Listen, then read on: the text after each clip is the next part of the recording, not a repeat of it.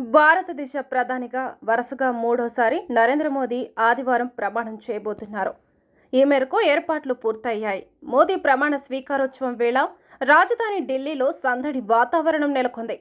రాష్ట్రపతి, ఉపరాష్ట్రపతితో పాటు బీజేపీ, ఇతర పార్టీలకు చెందిన ప్రముఖ నేతలు, ప్రత్యేక అతిథులు ఈ కార్యక్రమంలో పాల్గొనబోతున్నారు. పొరుగు దేశాల అధినేతలకు కూడా ఆహ్వానం పంపాయి.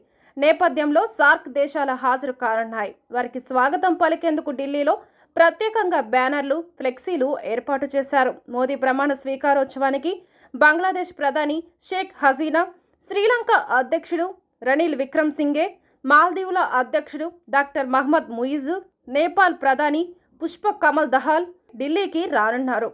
ఢిల్లీకి వచ్చే అతిథుల కోసం తాజ్, లిలాలా, ఐటీసీ మౌర్య, క్లారిడ్జ్ వంటి హోటళ్లలో ఏర్పాటు చేశారు. మరోవైపు వారి భద్రత కోసం పటిష్ట భద్రతా ఏర్పాట్లు చేశారు.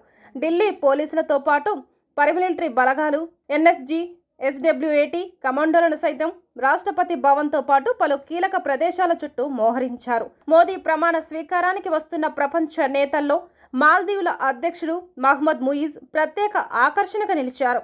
గత నవంబర్లో ముయిజ్ బాధ్యతలు చేపట్టాక ఒకవైపు భారత్లో అంటి ముంటనట్లు వ్యవహరిస్తున్నారు. చైనాతో సత్సంబంధాలు నెరిపేందుకు యత్నిస్తున్నారు. ఈ క్రమంలో భారత్తో సంబంధాలు క్షీణించాయి. భారత్ను విమర్శించడంతో పాటు బలగాలు తమ భూభాగం నుంచి వైదొలగాలని వ్యాఖ్యలు చేశారు.